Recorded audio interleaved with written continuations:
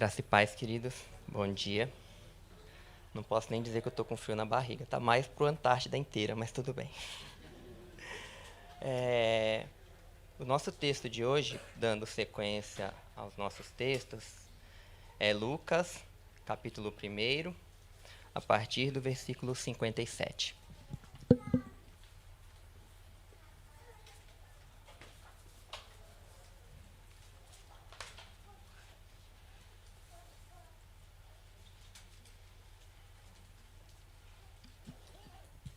Lucas 1:57. A leitura hoje é meio extensa, mas diz-nos assim a palavra do Senhor. Chegado o tempo do seu bebê nascer, Isabel deu à luz um filho. Vizinhos e parentes se alegraram ao tomar conhecimento de que o Senhor havia sido tão misericordioso com ela. Quando o bebê estava com 8 dias, eles vieram para a cerimônia de circuncisão. Queriam chamar o menino de Zacarias como pai, mas Isabel disse: "Não, seu nome é João."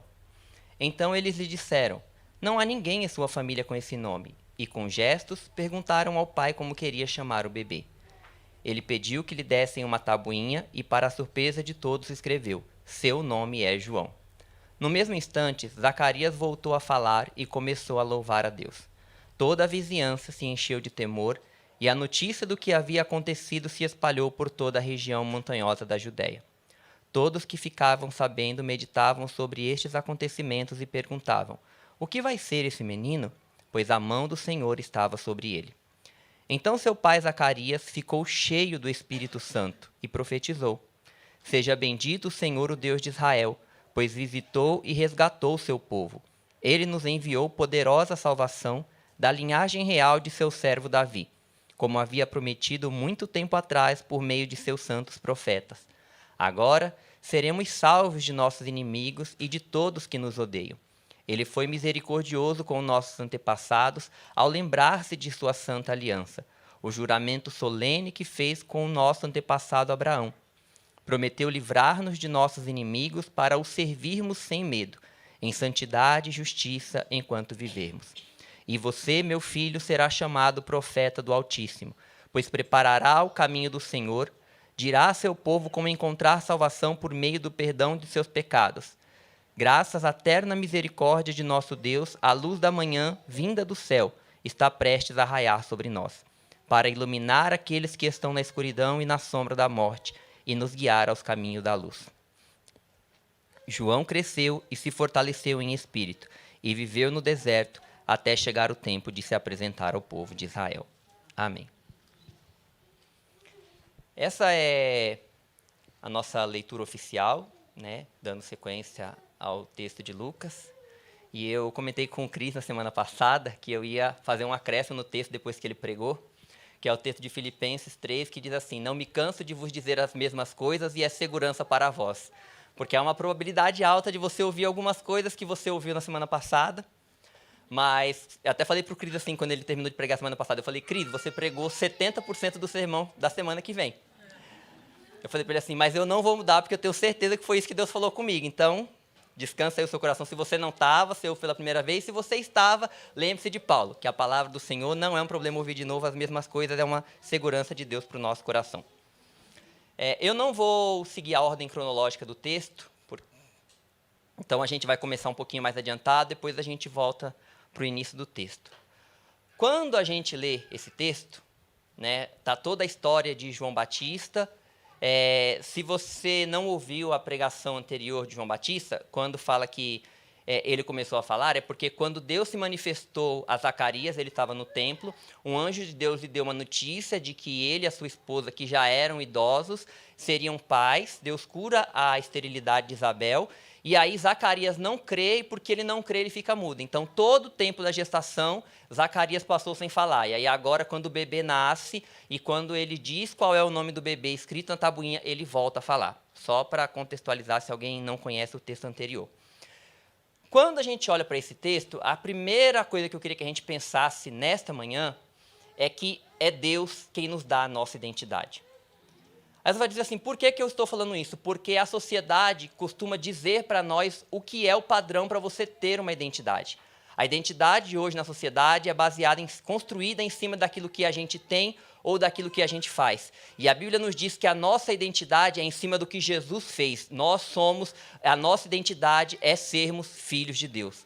E quando você olha no texto, quando João Batista nasce, vão falar com a mãe dele. E é uma coisa engraçada, porque eu não sei se você já viu isso na vida de alguém. Os outros tentando botar nome no filho de alguém. Eu já vi gente querendo sugerir, principalmente se for próximo, né? Avô, avó, irmão, tio, alguém. Mas os vizinhos resolvem dizer para a mãe qual que tem que ser o nome do filho. Eu digo, esse povo é muito audacioso, né? Chegar na cara dos outros e falar assim, então, bota o nome tal do seu filho. Aí ela disse, não, o nome dele é João. O texto não nos diz, mas muito provavelmente Zacarias contou a Isabel o que tinha acontecido lá no templo do Senhor e que o anjo já tinha dito para Zacarias que ele teria um filho, que seria um menino e que o nome dele era João. Então ela chega e diz assim, não, o nome dele, ele vai se chamar João. E aí ele diz assim, não, mas não tem ninguém na sua parentela com esse nome. Aí vão falar com o pai. É tipo assim, tentaram dar uma pressão na mãe, não funcionou. Então agora vamos no pai. E aí ele pega assim, o nome dele é João. Engraçado que Zacarias não diz assim, eu quero que ele se chame João. Ele diz assim, o nome dele é João. Ele diz assim, a identidade dele foi dada por Deus, por revelação. Quando Deus fez esse menino nascer, Deus já tinha dado uma identidade para ele. E o engraçado é que ele diz assim, não tem ninguém na sua parentela. Eu quero que você entenda que você que entrou aqui nessa noite, guarde isso no seu coração. A nossa identidade não é determinada pela família onde nós nascemos, pelo país onde nós nascemos, pelas circunstâncias em que nós vivemos. A nossa identidade, ela vem de Deus. A Bíblia diz assim que nós temos que ter conhecimento de que nós somos filhos de Deus. Por que que isso é importante? Porque quando você vai ler o texto, você vai dizer o seguinte, que quando as pessoas ficaram sabendo de tudo que aconteceu, ele nasce de um milagre, e aí o pai fica mudo durante a gestação, e agora o pai volta a falar, e as pessoas ficam arrazoando, pensando entre si o que vai ser este menino.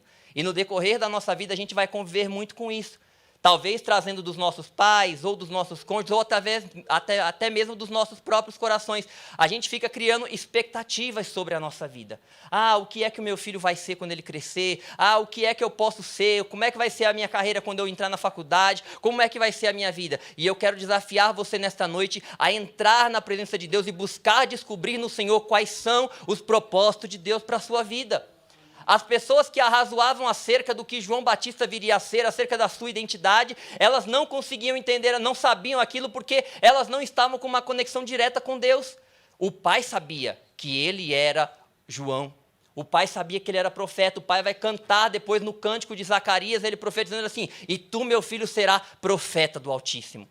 Quando a gente entra na presença do Senhor, a gente entende o nosso chamado, a gente entende o nosso propósito e a gente entende a nossa identidade. Há uma realidade de Deus que Deus quer para mim e para a sua vida, mas a gente vai encontrá-la entrando na presença do Senhor e buscando viver a sua vontade. A sociedade prega para nós o tempo todo que nós somos aquilo que temos ou que aquilo que fazemos. O engraçado é que a Bíblia prega para nós o contrário o tempo todo. Quando você vai para Atos, capítulo de número 27, você vai ver Paulo na iminência de um naufrágio. E aí ele está sendo levado para Roma e ele diz, olha, vocês não devem sair daqui porque está parecendo que a viagem vai dar ruim. E eles não acreditaram em Paulo, saem e no começo da viagem vira um turbilhão. E aí em determinado momento eles já estão há 14 dias sem comer e sem beber. E aí Paulo se levanta e diz assim, olha, o anjo de Deus, de quem eu sou e a quem eu sirvo. Veja que Paulo ele faz uma distinção, ele diz assim, o anjo de Deus de quem eu sou de Deus, e a quem eu sirvo. Ele diz, uma coisa é quem eu sou, a outra coisa é o que eu faço. Por quê? Porque se nós permitirmos que a sociedade e o mundo pregue para nós, a gente vai ficar querendo construir a nossa identidade em cima de posses. Então quer dizer que se eu não tenho, eu não sou. Se eu não faço, eu não sou. A sociedade prega para nós o tempo todo, o mundo prega para nós o tempo todo, que nossa identidade está na relevância daquilo que a gente faz e daquilo que a gente tem. E é engraçado que quando você vai olhar a vida de João Batista, ele é um profeta de Deus, ele vive no deserto. Jesus, quando vai dar testemunho dele, depois diz assim, quem é que vocês foram ver no deserto? Vocês foram buscar alguém vestido de finos trajes? Quem usa finos trajes está nos palácios. Ele diz assim, mas o que vocês foram ver? Vocês foram ver um profeta, e mais do que um profeta. Por quê? Porque Jesus está dizendo, olha, tem muita gente bem vestida por aí. E muita gente coloca a sua identidade naquilo que ela faz, naquilo que ela tem. Então, usa roupa de grife, se mostra o tempo todo, e Jesus está dizendo assim, olha, o que importa é o que nós somos diante de Deus. As circunstâncias, elas não podem definir a nossa identidade, irmão, a nossa vivência com Deus. É engraçado que, mesmo quando a gente busca a Deus, a gente pode errar o alvo. Eu, uma vez, fui para o monte com mais 2 amigos. E a gente foi, passamos um período de oração, e aqueles dias que antecederam a ida para o monte, para mim, foram muito ruins. Foram dias muito marcados pela presença muito grande de pecado, e aí eu cheguei no monte, e aí eu orei e falei, Senhor, eu sou ruim, o meu coração é duro, e falei assim, não é nem que o Senhor não me dá graça, eu percebo a graça e eu escolho recusar. E aí eu fiquei naquele dilema, e eu sei que eu saí do monte acabado. E aí eu estou voltando para casa, eu e mais 2 amigos, a gente ia almoçar depois do tempo de oração. Aí um deles estava do meu lado, liga para um outro irmão, que Deus usa muito em revelação. E aí ele disse assim, ora por um irmão que está aqui do meu lado. E aí eu já tinha encostado o carro, era eu que estava dirigindo, eles 2 saíram do carro e me deixaram com o telefone para ele poder falar comigo. E aí Deus usou ele para falar algumas coisas, mas uma coisa que ele disse me marcou naquele dia. Ele disse assim, irmão, Deus me mostra um coração de pedra duro e um martelo. E ele manda te dizer que ele quebra o coração duro. E eu percebi naquele dia que eu fui para o monte para buscar a Deus e errei o foco no meio do caminho. Eu deixei que o pecado dissesse para mim, a minha oração ficou toda concentrada em mim, nos meus erros. Deus estava dizendo assim, meu filho, você não pode se concentrar nem mesmo nos seus pecados, você tem que se concentrar em mim, na minha graça e no meu poder. Não importa o quanto você seja fraco e falho, eu tenho poder para mudar quem você está vivendo. Aí Paulo, ele diz que ele não deixa que os pecados definam a sua identidade. Quando você vai para Romanos capítulo 7, Paulo diz o seguinte, olha, agora eu tenho prazer no meu íntimo na lei de Deus. E agora já não sou eu que peco, mas é o pecado que habita em mim. E aí ele diz assim, quem é que vai me livrar do corpo dessa morte? E ele diz assim, dou graças a Deus por Jesus Cristo, nosso Senhor. Quando ele olhava para a sua identidade, ele disse assim, no meu ânimo eu sei que eu amo a palavra de Deus. Eu quero viver em santidade, em justiça. Deus, eu te desejo, o Senhor sabe, mas tem uma lei na minha carne que me atrapalha de viver a tua palavra. E eu fico agoniado querendo me despir desse corpo que tem uma lei contrária àquilo que eu realmente amo, que é o Senhor. E aí quando ele diz assim, quem é que vai me livrar desse corpo? Ele diz, eu dou graças a Cristo Jesus, nosso Senhor. Ele diz assim, porque eu sei que já há uma promessa nele de que ele vai me revestir nesse corpo. Ele diz assim, eu tenho uma promessa no meu Deus que um dia eu vou poder viver plenamente de acordo com a identidade que eu tenho de ser filho de Deus e de amá-lo e de amar a sua palavra, porque não vai haver mais em mim, quando ele me der um corpo revestido em santidade, em glória, a presença do pecado. Que nós possamos entender isso nesta manhã. As circunstâncias não podem determinar quem nós somos. Não a circunstância do seu nascimento, nem do seu trabalho, nem da sua família, nem do seu casamento. Nós precisamos buscar em Deus a sua presença para que nós possamos ouvir dele o tempo todo que nós somos filhos amados. Quantas vezes, irmãos, a gente passa por questionamentos quando nós enfrentamos provações? O Senhor não me ama, o Senhor me esqueceu. E a gente deixa que as circunstâncias de Satanás fiquem pregando para a nossa mente e para o nosso coração. E a palavra de Deus quer que nós guardemos isso no nosso coração nesta manhã. Olha, Deus amou você de tal maneira que Ele entregou o seu único Filho para que todo aquele que nele crê não pereça, mas tenha a vida eterna. O amor de Deus por mim e por você foi tão grande que Ele entregou o seu único Filho em favor da minha e da sua vida.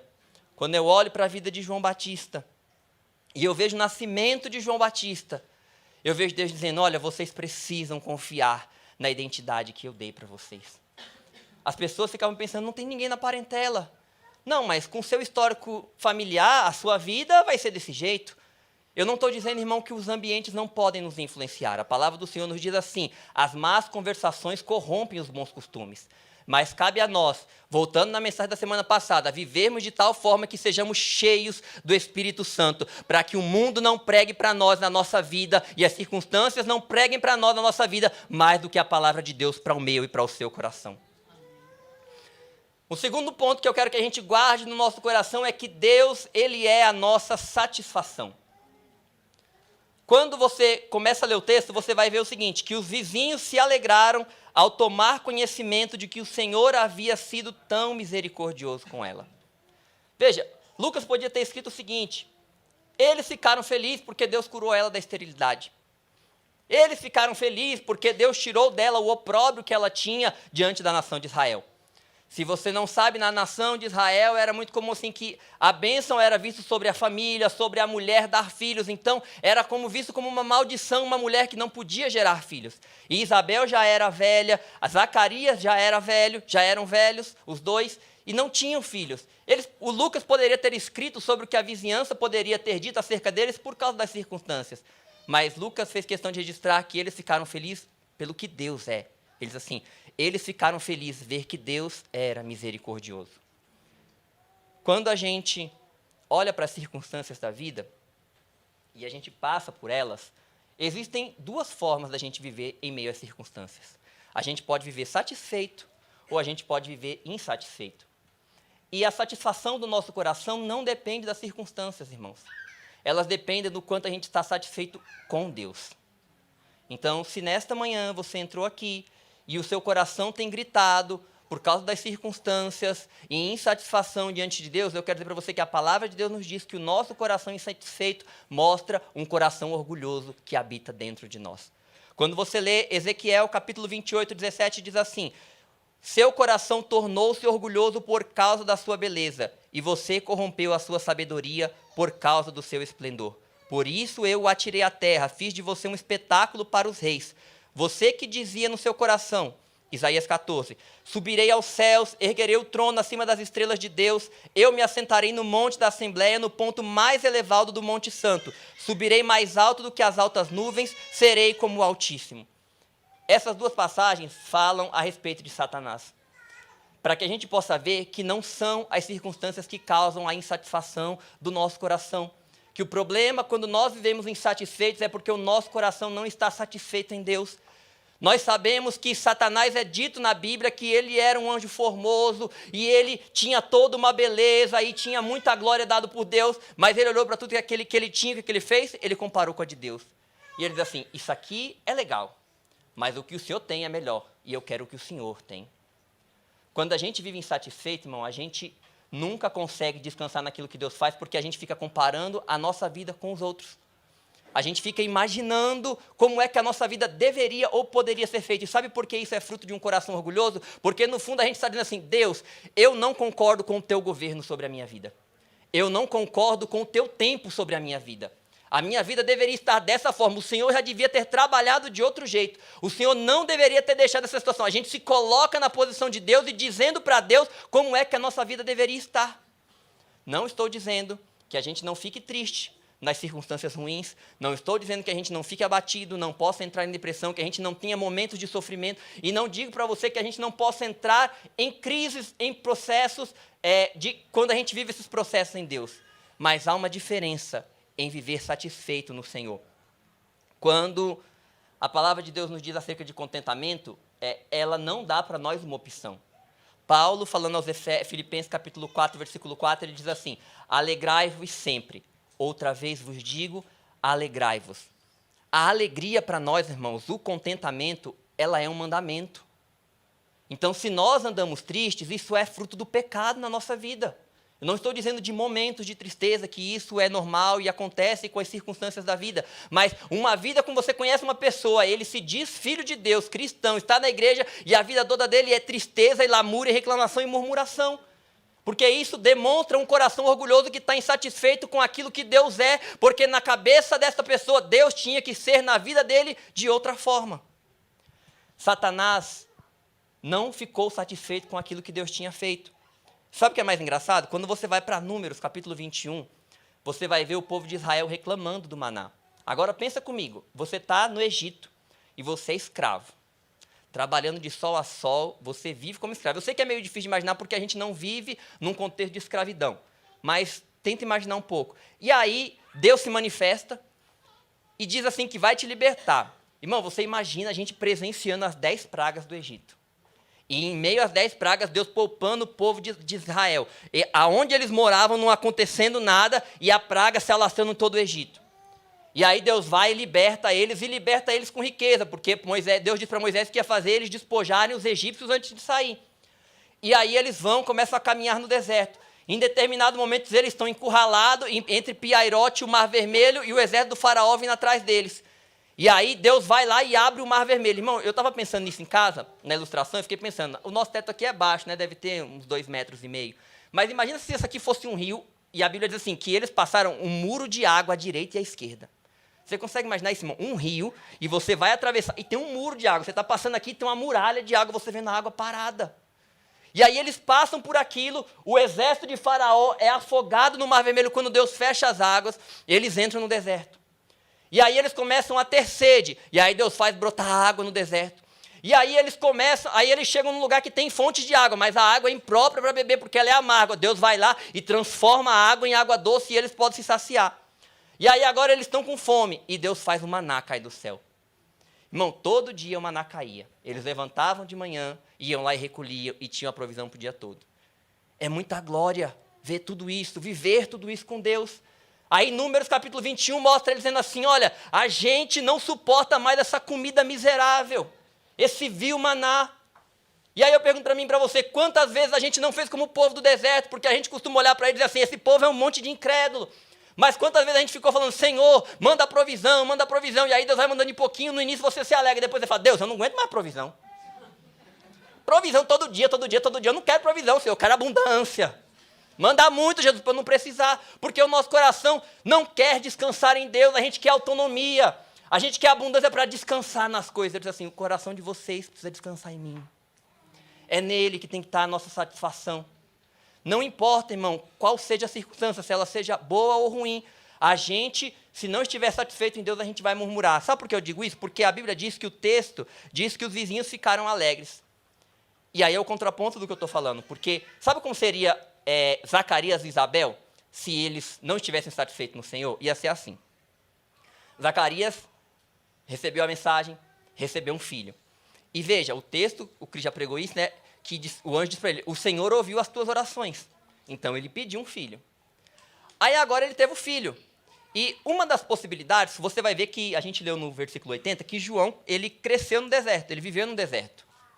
Uma das possibilidades que os comentaristas argumentam é o seguinte, Zacarias e Isabel eram velhos e provavelmente não tenham tido tempo de criar João Batista, faleceram. E aí ele foi dado aos cuidados provavelmente dos essênios, que eram as setas que moravam no deserto. Um crente insatisfeito com Deus, ele olhar e dizer assim, Deus até me deu o filho que eu pedi, mas também já me deu na velhice, vou dar nem tempo de eu desfrutar o menino. Porque quando a gente não está satisfeito em Deus, irmão, nada do que Deus faz é bom, porque a gente não está satisfeito com quem Ele é.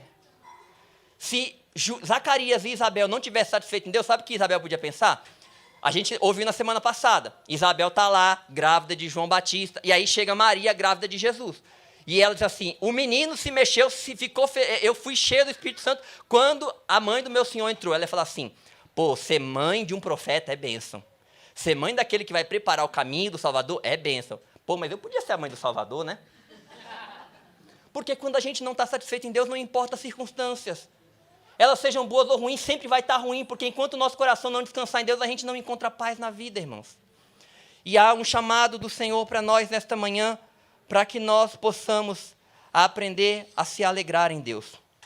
Quando você vai para Hebreus capítulo 10, você vai ver um testemunho de vários irmãos. E a nossa sociedade estabelece que nós somos o que nós temos e o que nós fazemos. Hebreus 10 diz assim, porque não somente vos compadeceste dos encarcerados, como também aceitastes com alegria o espólio dos vossos bens, tendo ciência de possuirdes vós mesmos patrimônio superior e durável. Não abandoneis, portanto, a vossa confiança, ela tem grande galardão. A gente está diante de irmãos que, quando você vai olhar no dicionário o significado de espólio, vai aparecer assim, aquilo que é tomado de você ilicitamente e provavelmente, e talvez com violência. Imagina, nós vivemos num local onde nós temos liberdade de culto, mas se a gente saísse daqui, chegasse na porta da nossa casa e tivesse a polícia lá, apreenderam os nossos bens, limparam a nossa conta bancária, não sei quem é daqui da época do Collor, mas o Collor fez isso com a nação toda. Agora imagina se fizessem isso com você e comigo, só porque a gente é crente. E ele diz assim, eles aceitaram com alegria, eles não foram lutar, brigar, guerrear, sabe? Porque ele falou assim, Senhor, é por tua causa, então eu recebo isso com alegria. quando os discípulos estão diante do sinédrio e eles apanham e diz assim, e eles se alegraram no fato de serem dignos de sofrer afronta por causa do nome de Jesus. Quando a gente olha para a palavra de Deus, você vê que aqueles pessoas, voltando na mensagem da semana passada, que viveram uma vida cheia do Espírito Santo, as circunstâncias não ditavam como é que estava o seu coração, as circunstâncias para elas era o Senhor fez, glória a Deus, o Senhor não quis fazer, glória a Deus, o Senhor deu, glória a Deus, o Senhor quis tirar, glória a Deus, porque a satisfação deles estava em quem Deus era. Eles assim, eles tinham ciência de que eles possuíam um patrimônio superior e durável. Será que nós temos essa convicção no nosso coração nesta manhã, de dizer, Senhor, o meu tesouro não está na terra, o meu tesouro está no céu, o meu tesouro é o Senhor, o meu tesouro é Jesus e ninguém pode tirá-lo de mim. Quando você continua a leitura de Hebreus, você vai ver que irmãos que foram encarcerados, tiveram seus bens tirados, que foram vestidos como peles de ovelhas, e a Bíblia diz assim, homens dos quais o mundo não era digno. Se você e eu vivermos cheios do Espírito Santo, nos alegrando no Senhor, independente das circunstâncias, é essa a verdade de Deus para as nossas vidas. Pessoas dos quais o mundo não é digno. Pessoas dos quais a Bíblia diz assim, e Jesus não se vergonha de ser chamado seus irmãos. Porque ele diz assim, olha, não abandoneis, portanto, a vossa confiança, ela tem um grande galardão. A palavra de Deus diz assim, olha, quando vocês estiverem passando por essas circunstâncias ruins, não desanimem, não percam a vossa confiança. Que confiança é essa? De que vocês têm alguém que vos ama, que amou a vocês, o vosso Pai que está no céu, que deu Jesus por vocês e que prometeu que um dia Ele voltaria para te levar, para que aonde Ele estivesse, você estivesse também. Não abandonei a confiança de que Deus nos prometeu que um dia Ele enxugaria dos nossos olhos toda lágrima. Ele diz assim, olha, você pode chorar agora. Não é que Deus fique feliz com isso, mas diz assim, mas faz parte da nossa vida caída no pecado, ter tristeza e ter choro, mas diz assim, mas eu enxugarei dos teus olhos toda lágrima. Mas a gente tem que permanecer firme, não abrindo mão da nossa confiança de que nós temos um Deus que pode todas as coisas. Aí você vai dizer assim, quando Paulo escreveu, eu sei estar contente em toda e em qualquer circunstância, você vai dizer assim, Paulo estava na bênção, né? Não estava, irmão. Ele estava preso. Aí quando você olha para Paulo, e você diz assim, não, mas tudo posso naquele que me fortalece, ele está dizendo assim, olha, eu posso todas as coisas, por causa da força dele. Ele diz assim, quando eu acho que eu sou fraco, quando eu vejo que eu sou fraco, eu sei que ele é forte. Na sua tristeza, a gente precisa se lembrar de que ele é a nossa alegria.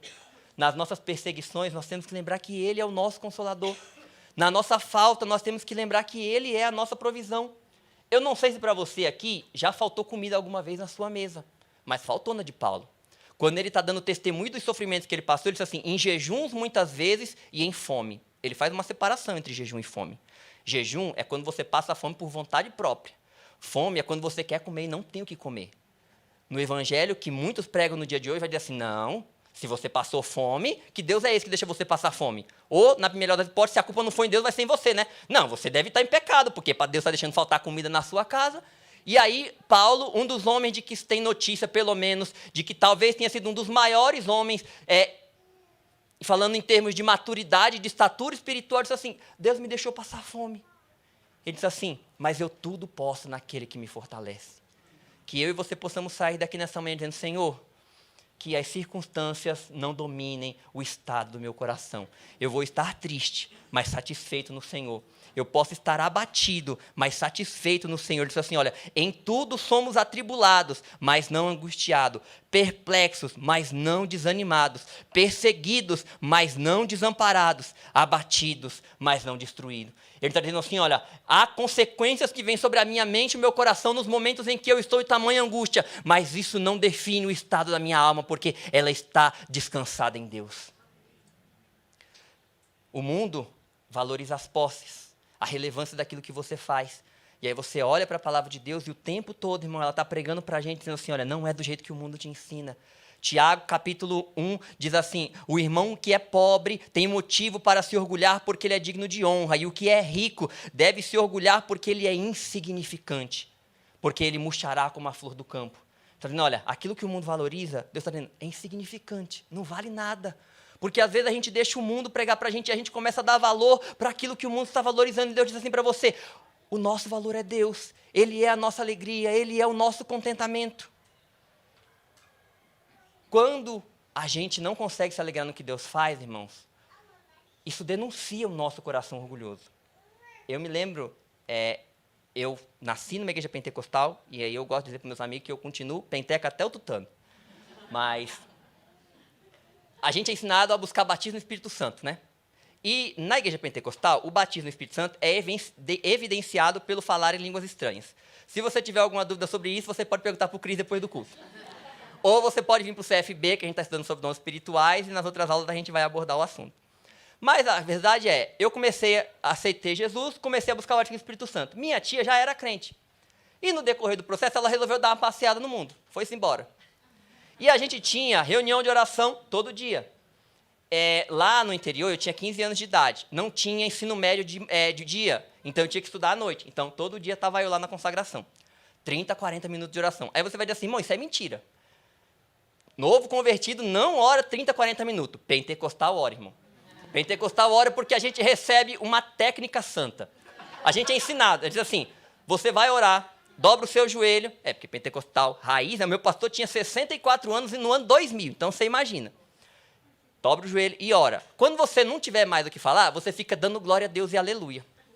Aí você vai dizer assim, irmão, isso aí não é oração. Mas é. Quando você vai para a estrutura da oração do Pai Nosso, ele começa a estrutura de oração dizendo assim, santificado seja o teu nome. A primeira parte da estrutura da oração é a adoração a Deus. Quando você vai lá para Apocalipse, você vai encontrar que Deus fez 4 seres que sem cessar noite e dia fica dizendo, santo, santo, santo é o Senhor dos exércitos. Ora, se Deus fez 4 seres para ficar diante dele sem cessar noite e dia dizendo que ele é santo, por que ele vai achar ruim se eu ficar 35, 38 minutos dizendo santo, santo, santo, adorando, dando glória a Deus e aleluia? Não vai. E aí eu estou lá, meses e meses e meses, todo dia, 30, 40 minutos de oração. E buscando, e buscando, e buscando. E naquela época, irmão, eu era mais afoito do que eu era hoje. E eu não sou muito de transpirar, os irmãos que, minha esposa sabe disso, os irmãos que já correram comigo sabem, eu não sou de transpirar, mas a minha camisa ficava molhada de suor. Porque eu orava, como diz o pentecostal, com força, era com vontade. E aí minha tia volta para a igreja. Irmão, no primeiro culto que ela vem, desbanha de língua estranha. Eu falei assim, Jesus, é sério? Eu estou aqui todo dia, orando 30, 40 minutos. Ela sai, vai dar uma passeada no mundo, volta, o senhor já dá um renovo para ela e para mim que estou aqui, o senhor não faz. Eu falei, não. Sabe por quê, irmão? Porque eu olhei para a bênção dela, eu devia estar ficando feliz. Nossa, minha tia foi para o mundo, voltou agora, recebeu um renovo de Deus, aleluia, que bênção, isso é motivo para eu ficar feliz com Deus. Não, foi triste. Era um sentimento de autojustiça, sabe? Assim, eu estou buscando, o senhor não faz para mim, faz na vida dele? Não, igual o irmão mais velho. Aí voltando à mensagem da semana passada, né? Você olha para o que o pai dá para o irmão mais novo e fica revoltado porque você que ficou na casa não recebeu a mesma coisa. Aí eu olhei para aquilo. E sabe o que é engraçado? Ele fala assim, irmão, então logo depois Deus fez. Fez nada, irmão, levou 3 anos. Numa época que eu nem estava buscando mais. Aí eu voltei para São Paulo, nessa época eu morava em Minas, aí fui para um culto, Deus usou um pastor, ele impôs as mãos, orou. Depois disso eu fiquei na dúvida se tinha sido Deus mesmo, fiquei 2 meses quieto. Aí fui para uma vigília e quem fala em língua sabe disso, né? Você pensa na língua. Aí eu pensei, glória a Deus. Quando eu disse glória a Deus na vigília, saiu língua estranha. Eu disse, não, agora eu tenho certeza que foi Deus. Mas eu estou dizendo para você porque o meu coração estava dizendo assim para Deus, Deus, o Senhor não é justo. O meu coração estava dizendo para Deus assim, Deus, eu mereço. Dizendo assim, Deus, o tempo era esse, como é que o Senhor não fez? Era eu dizendo para Deus como é que Deus deveria se mover. E o engraçado foi que quando Deus fez, eu nem estava buscando mais, irmão. Na verdade, parece que aquela tristeza que entrou no meu coração fez que eu entrei num negócio assim, foi lá para baixo. Minha vida espiritual estava péssima quando Deus fez. Eu falei, por quê? Porque Deus não faz pelo nosso merecimento. Por mais que a gente faça, Ele faz tudo para a glória do seu nome, segundo a grandeza da sua bondade e misericórdia. Os parentes ficaram felizes porque o Senhor lhe foi misericordioso. Eu sei que por enquanto só está tendo a patada, tá, irmão? Mas daqui a pouco eu chego na graça.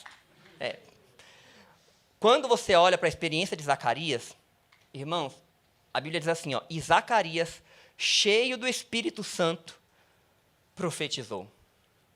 Irmãos, o texto é sobre o nascimento de João Batista. Mas quando você olha o fundo da história, não tem nada a ver com João Batista. É tudo sobre Deus. Ele vai dizer, olha, esse é um Deus resgatador. Ele é um Deus salvador, Ele é um Deus de promessa, Ele é um Deus fiel, Ele é um Deus misericordioso, Ele é um Deus de aliança, Ele é um Deus de livramento. Zacarias está olhando para todas aquelas circunstâncias do nascimento do filho dele, que é o menino que vai preparar o caminho, e da promessa que ele já sabe que é de Jesus, porque ele viu Maria grávida, ele sabe que vai nascer o Salvador, irmão, e ele nem vai desfrutar.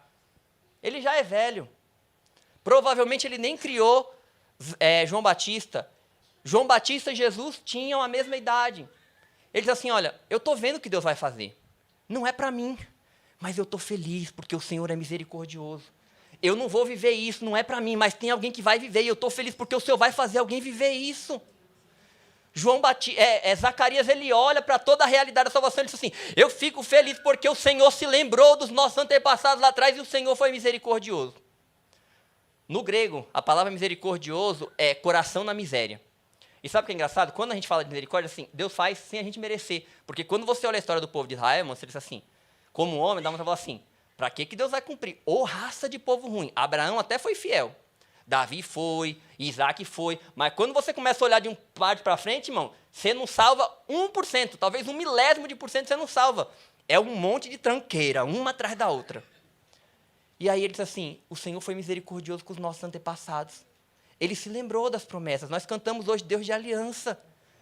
E às vezes, irmão, a gente se esquece de que Deus fez uma aliança conosco, e a prova dessa aliança é que Ele colocou o Espírito Santo dEle em nós. A gente se esquece de que Deus é misericordioso, que Ele é um Deus de livramento. A gente às vezes deixa que as circunstâncias preguem para nós e a gente entra em desespero, e aí a gente esquece que Ele é um Deus salvador. E de qual é a salvação que Ele está falando aqui? Ele está falando da salvação dos pecados. E aí eu me lembro novamente da experiência do monte, e quando eu fui orar, eu esqueci que Deus era salvador do pecador, de mim, miserável, e fiquei só pensando no pecado como centro. Eu falei assim, não, o centro não é o pecado, o centro é o Deus que salva o pecador. Então, que nós possamos, pela experiência vivida por Zacarias, entender que o Senhor nos chama para esse lugar de adoração, de exaltação.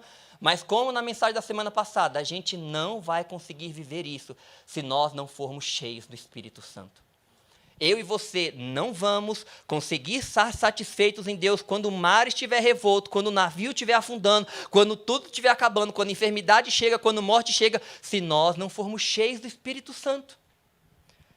É um chamado repetido do Senhor da semana passada para mim e para você. E ele diz assim, o Senhor veio para que liberto de nossos inimigos, nós o servíssemos em santidade e justiça. E aí eu volto para o primeiro ponto, aonde a gente pensou sobre identidade, e dizer para você que como é que está o meu e o seu coração quando a gente se relaciona com o mundo. Porque às vezes a gente fica com medo do que o mundo vai pensar de nós, com o que o mundo vai dizer de nós, às vezes na igreja, com o que as pessoas vão dizer de nós. A gente fica com medo do que o futuro nos aguarda, e diz assim, ele veio para que, livre dos nossos medos, nós pudéssemos o servir em santidade e justiça. O medo de não ser reconhecido, medo de não ser amado, medo de faltar, isso assim, tudo isso, Ele veio para nos libertar do medo. E o jeito que Deus trabalha, irmãos, é diferente do jeito como o mundo trabalha. No mundo, se você tiver medo, como é que você resolve? É com poder. Você tem medo de assaltante, o que você faz? Carro blindado. Condomínio com alta proteção. Seguro disso, seguro daquilo. Assim, como é que Deus trata o medo? Sofonias capítulo 3, versículo 17 diz assim, pois o Senhor, seu Deus, está em seu meio. Ele é um Salvador poderoso. Ele se agradará de vocês com exultação e acalmará todos os seus medos com amor. E Ele se alegrará em vocês com gritos de alegria. Quando o mundo diz assim, olha, você está com medo, é só ter poder que você resolve. Deus diz assim, quando você está com medo, eu trato o seu medo com amor. Você tem medo de não ser reconhecido? Ele diz assim, tem um dia que Deus preparou para aqueles que lhe forem fiéis, e Jesus vai dizer assim, eu confessarei você diante do meu Pai. Você tem medo de não ser amado? Ele diz assim, eu amo você tanto que eu entreguei Jesus na cruz do Calvário por você. Você tem medo de ter falta? Ele diz assim, eu trato o seu medo com amor para que você sinta que eu sou um Deus provedor que cuida de você, que te protege e que te guia. O jeito de Deus tratar com a gente não é o jeito como o mundo se relaciona com as pessoas, ensina e prega para elas o tempo todo. Deus está dizendo para nós nessa manhã que a gente precisa descansar o nosso coração dele em meio a medos, tristezas, soluções, dizer, Senhor, o Senhor é o meu destino, o Senhor é o meu sustentador, o Senhor é a minha alegria, toda a satisfação da minha alma está em Ti, mas eu não vou conseguir viver dessa forma se eu não for cheio do Espírito Santo. E aí a gente prossegue. Zacarias faz tudo isso, mas ele diz assim do seu filho: e você, meu filho, será chamado profeta do Altíssimo, pois você preparará o caminho do Senhor, dirá ao seu povo como encontrar salvação por meio do perdão dos seus pecados. Uma outra lição que esse texto ensina para nós é que Deus nos chama para sermos seus cooperadores na sua obra. Se você assistiu a nossa primeira aula sobre dons espirituais com o Gui lá no CFB, você viu que ele disse assim, que Deus disse por meio da sua palavra, que Deus deu um dom para cada um. Que é para ninguém ficar pensando, não, eu não tenho nenhum. Não, você tem. Talvez você ainda não saiba, mas você tem. Por quê? Porque Deus nos chamou para sermos cooperadores, Ele nos fez corpo de Cristo. E como corpo de Cristo, Ele diz que todos nós temos uma função no corpo. Quando você olha para João Batista não nasceu e foi ser profeta, irmão. O texto começa assim, chegado o tempo do seu bebê nascer. E aí o texto termina, versículo 80, e João cresceu e se fortaleceu em espírito, e viveu no deserto até chegar o tempo de se apresentar ao povo do Senhor. Então, primeiro nasce, depois cresce, fortalece, para só depois se apresentar. Às vezes, o mundo prega tanto para a gente que a gente precisa de relevância, que a gente fica só pensando em se apresentar. Não, eu quero fazer. Não, eu quero ser visto. Não, eu preciso ser reconhecido. E aí Deus está dizendo assim, calma, vai com calma. Ele nos chamou para sermos cooperadores, mas tem um processo. E esse processo Deus trabalha no tempo. 2 Pedro 3,18 diz assim, cresçam, porém, na graça e no conhecimento de nosso Senhor e Salvador Jesus Cristo. Sabe o que é interessante? Ele coloca assim, primeiro você cresce na graça e depois no conhecimento. Os irmãos que são do PG Paulista sabem que eu gosto de citar muito o pastor Estevão Hernandes. Só quem é PG Paulista entende. E eu ouvi uma mensagem dele, esse tempo atrás, e aí ele faz uma citação de um homem que eu não me recordo quem é, então fica só a citação dele para não ficar infiel. Ele disse assim, uma vez perguntaram para alguém, ele disse assim, qual é mais importante, a oração ou a palavra? E aí ele disse assim, Deus valoriza tanto a sua palavra, que ele pôs a oração primeiro. E aí aqui está, crescer na graça e no conhecimento. Você cresce na graça primeiro, no conhecimento depois. Por quê? Porque a Bíblia diz que o conhecimento sem graça gera soberba. Agora, como é que a gente cresce na graça, irmão? Porque, veja, o texto é imperativo, é uma ordem para mim e para você. Cresçam na graça e no conhecimento. A gente cresce na graça e no conhecimento por meio das disciplinas espirituais. A gente falou disso um pouco mais cedo no CFB. E as disciplinas espirituais, elas não têm um poder em si mesmo. Elas, vamos lá, disciplinas espirituais, oração, leitura da palavra, estudo da palavra, jejum, confissão de pecado, comunhão com os irmãos e várias outras. Quando você exercita as práticas espirituais, elas por si mesmas não têm poder nenhum de transformar a minha ou a sua vida. Mas Deus estabeleceu um funcionamento que é assim, olha, quando você orar, eu vou fazer vir graça sobre a sua vida. Quando você estudar a palavra, eu vou fazer vir graça sobre a sua vida. Quando você confessa pecado, eu derramo graça sobre a sua vida. Quando você está no ajuntamento público com os irmãos, eu derramo graça sobre a sua vida. O que Deus diz na sua palavra é que, embora a gente possa não entender como funciona, Ele disse que funciona assim. Ele disse, olha, se vocês exercitarem as disciplinas espirituais, vocês vão crescer na graça. E aí, no processo da graça, porque elas são várias disciplinas, tem o estudo e a meditação, e você vai crescer no conhecimento. Porque precisa estar associado, a gente precisa crescer na graça para que o conhecimento não torne a gente soberbo. Senão a gente estuda a Bíblia, começa a achar o sabichão, o que manja tudo. E aí a gente começa a matar as pessoas com a palavra. Sabe o que é muito lindo de Jesus? Jesus tinha todo o conhecimento, irmão. E aí, quando ele está encarnado, não, né? Mas Jesus conhecia muita coisa. Aí ele disse assim para os discípulos, eu tenho muita coisa que vos dizer, mas vocês não podem suportar agora. Sabe o que Jesus está dizendo? Ele falou assim, olha, eu tenho conhecimento para acrescentar a vocês, mas eu estou vendo que na graça vocês ainda estão baixos. Vocês precisam crescer. E no caso lá, crescer na graça era receber o Espírito Santo, que eles ainda não tinham recebido. Então, Deus mostra sempre esse equilíbrio que Ele quer que a gente viva. Cresçamos na graça e no conhecimento. Sabe o que é interessante quando você entende que Deus está trabalhando nos processos? É que a Bíblia diz que Jesus aprendeu pela obediência. Mas Jesus nunca foi desobediente. Mas sabe o que é engraçado na vida espiritual? É que Deus trabalha com processos. E esses processos acontecem no tempo. Deus nunca vai pedir para você dar a sua casa se Ele pediu o dízimo e você não conseguiu dar. Entende? É um processo. Não estou dizendo que Deus vai pedir a casa e não estou dizendo que o dízimo é obrigatório, irmão. Tá? Mas eu estou dizendo o seguinte, que antes de Deus pedir as coisas maiores, Ele precisa pedir as menores.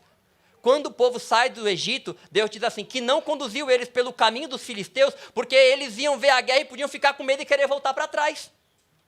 Deus diz assim, olha, eu sabia que eles tinham determinadas fragilidades e naquele momento eu não exigi deles aquilo que eles não podiam dar, porque senão eu sabia que eles iam dar para trás. Mas há uma segunda verdade. A verdade é que a Bíblia também nos diz que Paulo, falando à igreja de Corinto, diz assim, vocês já deveriam ser maduros pelo tempo, mas eu ainda tenho que ensinar para vocês os rudimentos da doutrina de Cristo. Às vezes Deus já está até querendo mais, mas você e eu não demos lugar a Deus, não fomos cheios do Espírito Santo para viver os processos, para amadurecer, para poder dar mais para Deus. Quando eu disse que na experiência pentecostal a gente é ensinado a orar assim, ora o tanto que você fala, tanto que você der conta. O resto que você não der, você fica dando glória a Deus, aleluia, porque você sabe, irmão, quando a gente começa a orar, a gente ora 2 minutos, 1 minuto, e olhe lá. A primeira vez que me colocaram para pregar foi engraçado, irmão, porque eu preguei na Igreja Batista a primeira vez na vida. Depois, acho que foi tão bom que eu fiquei 22 anos sem pregar, e a outra vez foi aqui, da última vez. E aí o que aconteceu? Era um culto, o pastor fez uma semana de oração na igreja, e cada dia um departamento tomava conta. E aí eu sempre fui meio para frente, na hora que chegou quem eram os adolescentes, o Anderson vai. E lá, irmão, tinha que dirigir o culto e pregar. Irmão, eu não orava nada naquela época, só Jesus na casa. Você imagina, ter que dirigir, foi o culto mais cedo que acabou na face da igreja, naquela igreja. Eu preguei acho que 1 minuto e meio, ou foi 2, eu nem lembro o que eu falei. Irmão, quando você é penteca, você sabe, se você vai numa reunião de oração pentecostal, não é um problema, porque está todo mundo orando em voz alta, ou todo mundo ou a maioria. Então tá aquele monte de gente falando e tal. Quando você vai dirigir uma oração, irmão, eu não sei como é que é depois, porque foi a única experiência batista que eu tive. Só quem estava no microfone dirigindo o culto é que orava. Aí lá vai sozinho. Irmão, eu não orava. E é porque tem processo de crescimento. Naquela época, eu não orava. E aí eu falo assim, hoje quando eu vou orar, até para comer, minha mulher fala assim, se tiver mais gente, ela diz assim, põe outro para orar, porque se for um ano vai demorar demais. Mas Deus faz a gente crescer, mas isso leva um processo, é tempo. Eu glorifico a Deus porque a gente vai aprendendo dos dois lados, né? O tempo que a gente ficou no Ministério de Oração, a gente aprendeu muito sobre oração porque a gente estudou muito, a gente estudou lá no Vale, os irmãos estavam com a gente, como é que você aprende a orar, companheiros de oração, o que a Bíblia ensina sobre oração, aonde os textos estão que a gente pode orar a mesma coisa, e a gente vai crescendo, e a gente vai aprendendo, e Deus vai desenvolvendo e vai dando a sua graça, mas é um processo, é tempo. E João cresceu e se fortaleceu. Sabe quando você olha, sabe por que eu disse que a gente tem que ter consciência da nossa identidade em Deus? Porque quando você olha para Pedro, Jesus está falando do sofrimento, e Pedro diz assim, Senhor, eu contigo eu vou até a morte, estou fechado com o Senhor, ninguém faz eu largar o Senhor. Jesus diz assim, Pedro, você não se conhece, antes que o galo cante 3 vezes você me nega. O que aconteceu com Pedro, irmão? Antes do galo cantar, Pedro negou. Mas a história não termina aí. Quando Jesus ressuscita, ele vai encontrar com eles lá na praia. E aí Jesus fala para Pedro do tipo de morte com que ele há de glorificar a Deus, falando da crucificação de Pedro. E aí, sabe o que eu vejo o texto dizendo para a gente? A Bíblia fala assim, Pedro, eu sei que você me ama. E há até aquele texto de que Jesus perguntando para Pedro se ele ama ou não, e para a gente no português é a mesma coisa, mas no grego tem uma diferença, seria como se Jesus estivesse perguntando assim, Pedro, você me ama? Pedro já negou, ele já sabe que o amor dele não é tudo aquilo que ele achava, e diz assim, Senhor, eu gosto de você. E aí, Deus olha para Pedro e diz assim, Jesus olhando para Pedro, e ele está vendo Pedro negando, mas ele está vendo Pedro glorificando a Deus através da morte. Ele diz assim, olha, agora, você até gostaria, pelo que você sente por mim, de morrer por mim, mas você não dá conta. Você não amadureceu o suficiente. Você não tem estatura suficiente. Ele diz assim, olha, quando você se converter, fortalece os teus irmãos. Ele diz assim, mas vai chegar o dia que o desejo que você manifestou naquele dia de viver, eu vou te dar graça e você vai viver. Ele diz assim, você quis morrer por mim, mas você, quando você viu a possibilidade da morte, você correu. Você teve medo da morte e você fugiu. Ele diz assim, mas vai ter um dia que a minha graça vai ser sobre a sua vida de tal forma que aquilo que o seu coração desejou ter de mim, de ser fiel a mim, você vai viver. Então eu quero que você e eu saímos daqui nesta manhã com essa certeza no nosso coração, que nós estamos diante de um Deus gracioso, que está olhando para nós, que enxerga as nossas fraquezas, mas está dizendo, olha, eu tenho um local excelente para te levar.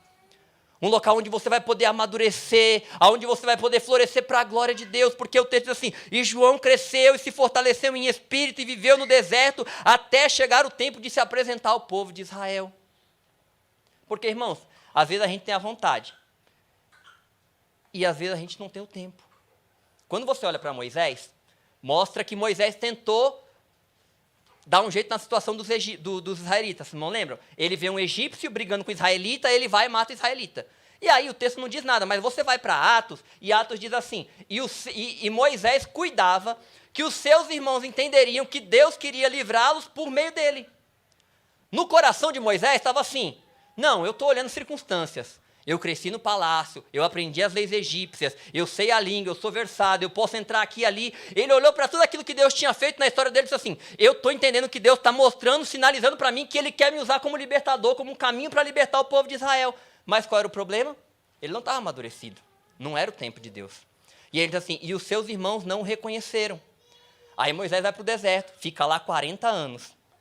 Aí depois que ele fica 40 anos no deserto, Deus encontra com ele na sarça. E aí Deus diz assim, Moisés, vai e se apresente ao faraó. Vá e diga ao povo de Israel que eu ouvi o clamor deles e que eu desci a livrá-los. O desejo no coração de Moisés era realmente o propósito que Deus tinha para a vida dele, mas ele não estava pronto. Não era o tempo de Deus. E aí eu volto naquela parte do nosso coração, quando ele está orgulhoso e resistente e insatisfeito em Deus, porque às vezes, Deus, mas eu tenho tanta vontade, Deus diz assim, calma, não chegou o tempo. Tem estrutura, você precisa crescer e se fortalecer antes de Deus te apresentar para fazer determinadas coisas. Porque para Deus, irmão, o que importa não é o que a gente faz, é quem a gente está se tornando nele, é viver uma vida cheia do Espírito Santo e a cada dia que passar a gente ser transformado à imagem e semelhança de Jesus. As disciplinas espirituais nos foram dadas para que a gente fique mais parecido com Jesus. Às vezes, a gente vai se dar com situações onde a nossa mente não consegue bem ajustar as coisas. Porque você pensa assim, Deus, eu quero viver em santidade. E aí Paulo chega diante de Deus e diz assim, Deus, tem um espinho aqui me atrapalhando, eu quero que o Senhor tire.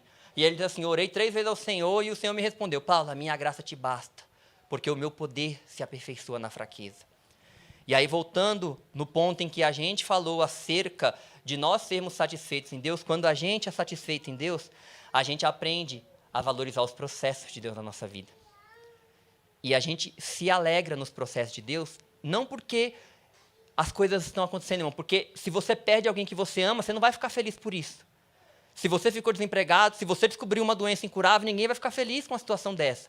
Mas Paulo disse assim, olha, eu me orgulho, eu me alegro nas fraquezas, porque quando eu sou fraco, Ele é forte. Ele está dizendo, olha, eu me alegro nos processos de Deus, porque eu vejo que Deus está usando todas essas circunstâncias para me transformar à imagem do seu Filho. Para quê? Porque Ele nos chamou para sermos apresentados diante de si como igreja santa, pura e imaculada. A palavra do Senhor nos diz, Efésios capítulo 5, versículo 25, diz assim, vós, maridos, amai vossas mulheres como também Cristo amou a igreja e a si mesmo se entregou por ela para a santificar, purificando com a lavagem da água pela palavra, para apresentar a si mesmo igreja gloriosa, sem mácula, nem ruga, nem coisa semelhante, mas santa e irrepreensível. Deus disse assim, olha, João Batista cresceu e se fortaleceu no deserto até o tempo de eu apresentá-lo para cumprir na vida dele o que eu tinha. O propósito de Deus para mim e para você é esse dia, em que nós seremos apresentados diante de Deus por Jesus como igreja santa, pura e imaculada. E todo o tempo que nós temos vivido, todos os processos que Deus tem nos feito viver, é para esse objetivo, é com esse alvo. Então nós podemos nos alegrar quando a gente está sofrendo, porque a gente vê o processo de Deus de santificar as nossas vidas para nos apresentar diante de si mesmo. Mas como é que a gente vive isso? Sendo cheio do Espírito Santo. Eu não vou conseguir me alegrar nos processos se eu não for cheio do Espírito Santo. A Bíblia diz, irmãos, que porque dele, por ele, para ele são todas as coisas, glória, pois, a ele. Quando a gente conseguir entender isso, que o foco da nossa vida não somos nós, é Jesus. O texto é sobre o nascimento de João Batista, mas fala mais sobre Deus do que qualquer outra coisa. Ele é santidade, Ele é justiça, Ele é paz, Ele é livramento, Ele é consolador, Ele é que livra dos medos, Ele livra dos inimigos, Ele manifesta misericórdia, Ele manifesta a graça. O tempo todo o escritor de Lucas está dizendo, olha, é um nascimento de João Batista que mostra Deus manifestando a sua glória, a sua majestade. É Deus na história se revelando para cumprir os seus propósitos. Quando a gente não está satisfeito em Deus, irmãos, voltando na mensagem da semana passada, a gente não fica feliz de ser preparador de caminho. A gente não fica feliz de ser aquele que vai anunciar a luz. A gente quer ser a luz. Eu quero ser o Salvador. Se eu for o Salvador, eu tenho glória, eu tenho fama, eu tenho honra. Se eu for a solução do problema, fica tudo bem. A gente recebe reconhecimento e diz assim, não. Nós fomos chamados para sermos preparadores de caminho. Preparar o caminho para que o Senhor brilhe na vida da minha esposa, preparar o caminho para que Deus brilhe na vida do seu marido, do seu filho, da comunidade, da igreja. O Senhor nos chamou para sermos preparadores de caminho, para que através de nós Ele possa fluir para os outros e o nome dEle ser glorificado, porque dEle, por Ele e para Ele são todas as coisas. Que eu e você possamos guardar a palavra do Senhor no nosso coração e que a gente possa diante de Deus o tempo todo dizer: Senhor, tem misericórdia de mim. O texto diz que o Senhor manifestou misericórdia lembrando-se da aliança que Ele fez com os seus servos. Que nesta manhã, se o seu coração tem se deparado com as circunstâncias da vida, dito: Senhor, eu não tenho me alegrado em Ti. Aquele que está aqui diz assim: eu perdoo a sua insatisfação. E Ele está aqui para nos encher com o seu Santo Espírito, para derramar graça sobre nós, para que a gente possa viver a palavra dEle, viver em plenitude, até a volta de nosso Senhor e Salvador Jesus Cristo, até que a gente possa chegar à estatura de varão perfeito. Que o Senhor tenha misericórdia de nós e que nós possamos nos alegrar e nos satisfazer no Senhor, para a honra e a glória do seu santo nome. Oremos. Pai querido, Deus eterno, em nome de Jesus, o teu Filho amado, eu quero te louvar, Senhor. Te exaltar e te bendizer pela oportunidade de poder ouvir a tua palavra, Senhor. Pelo privilégio, Senhor, que é poder ouvir a tua palavra, dizer o quanto o Senhor nos ama, o que o Senhor fez para nos resgatar do pecado, ó Pai. Como é bom ouvir a tua palavra, Senhor, e saber que o Senhor é um Deus que tem misericórdia de nós, quando nós ainda somos infantis, nos nossos pecados, nas nossas fraquezas, o Senhor manifesta o teu poder. Eu quero te louvar, Senhor, porque o Senhor entregou Jesus na cruz do Calvário em favor das nossas vidas e Ele pagou o preço pelos nossos pecados. Eu quero te agradecer, Senhor, eu quero te louvar porque o Senhor fez habitar em nós o teu Santo Espírito para nos capacitar a vivermos a vida de Jesus. Nós não podemos, ó Pai, pelas nossas próprias forças viver a tua palavra, mas o teu Santo Espírito veio para nos capacitar a viver a vida de Jesus. Ó Deus, eu te peço que o Senhor tenha misericórdia de nós, se nós temos sido negligentes, ó Deus, nas disciplinas espirituais, se nós não temos dado ao Senhor a honra que é merecida do Senhor, se não temos reservado o nosso tempo, ó Deus querido, para nos dedicar a buscar a tua face, te peço, perdoa, Senhor, os nossos pecados. E te peço, ó Deus, que o Senhor nos fortaleça no Espírito Santo, para que a gente consiga colocar o Senhor como prioridade, ó Pai. Nós queremos mais de Ti, Senhor, mais do Teu Espírito. Nós queremos ver mais manifestações gloriosas do Senhor, o Senhor transformando o nosso caráter à semelhança de Jesus, de tal forma que, independente das adversidades que vivamos, nós possamos estar satisfeitos a Ti, glorificando, exaltando e bendizendo o Teu nome, porque Tu és digno disso. Ó Pai, vem sobre nós. E nos ajuda a, enquanto igreja, servirmos uns aos outros em amor, ó Pai, para crescermos na graça. Ó Deus, nos dá um coração que valorize estar neste ajuntamento, ó Deus querido, com os irmãos, porque a gente sabe que aqui o Senhor manifesta a Tua bênção e ordena a Tua vida para todo sempre. Que na nossa vida devocional, ó Pai, o Senhor nos encha do Espírito Santo, para que nós possamos ter fome e sede de Ti, e busquemos ao Senhor em todo o tempo. Ó Deus, eu te peço, nos ajuda, Senhor, a viver os processos e os tempos do Senhor, glorificando, exaltando e bendizendo o Teu santo nome. Para que no momento, ó Deus, em que nós formos apresentados diante de Ti, Senhor, nós possamos ouvir do Senhor: servo bom e fiel, entra no gozo do Teu Senhor, foste fiel sobre o pouco, sobre o muito eu te colocarei. Ó Deus, o nosso alvo é Jesus, o nosso alvo é o Senhor, o nosso alvo é o céu.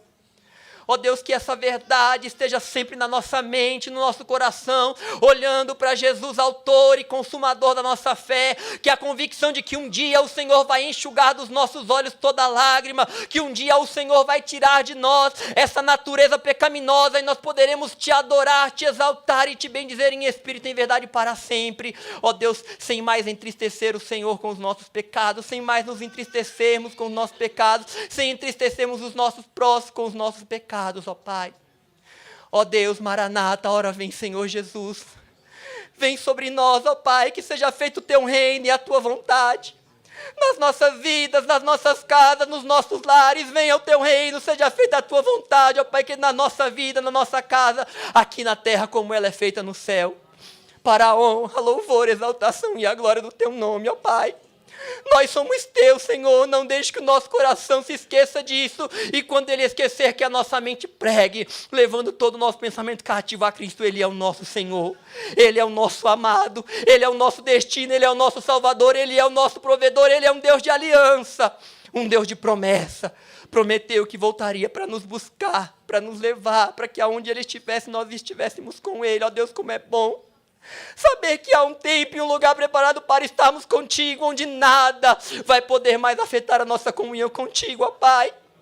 Desperta, Senhor, a nossa vida para buscar um avivamento do Senhor e sermos cheios do Espírito, para que enquanto esse dia não chegar, a gente viva um antegozo aqui, ó Pai, um avivamento nas nossas vidas, pelo poder da Tua palavra, do Espírito Santo, ó Deus, reina sobre as nossas vidas e nos ensina a caminhar em santidade e em justiça, para a honra, louvor, exaltação e a glória do Teu nome. Assim eu te peço e te agradeço em nome de Jesus. Amém.